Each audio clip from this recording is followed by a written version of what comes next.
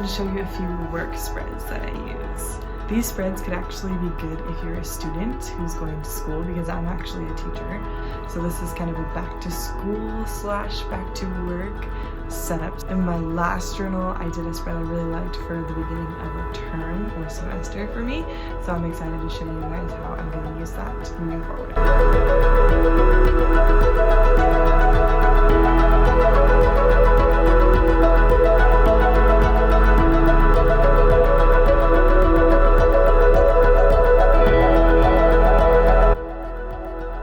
Alright, so as you know, I'm a teacher, and the first thing I wanted to make sure I had written down was my schedule. And I put a line down the middle of the schedule part because I actually have 2 days. I have odd and even days, so a different schedule every other day. This year, our weekly layout is going to be different, so I made sure to have a weekly layout spot. And on the right-hand side, you can see I pasted in just school calendars. I'm always referring to this, and last year I hadn't done this, so I thought it'd be super smart to have that calendar pasted in so that I could refer to it easily and know when my breaks are. Something that I will do with the weekly layout is I'm going to fill in when I have certain classes, when I have prep time, when I have meetings each week, just to get a general overview of my week. Of course, I added potions for my Harry Potter theme.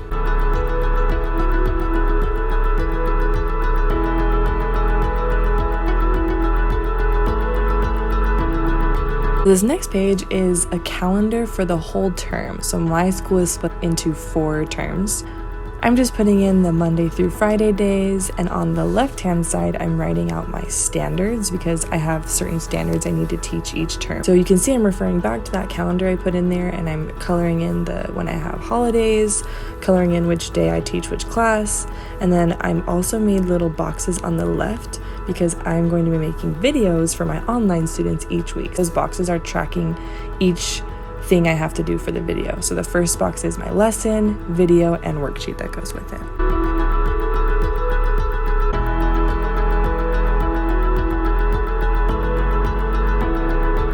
And as with any new thing that comes my way, I like to have a spot for a brain dump where I can just plop ideas, specifically about work, but this can be for anything.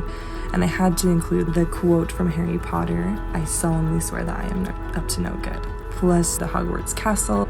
So this is just going to be a spot for me to write down my thoughts.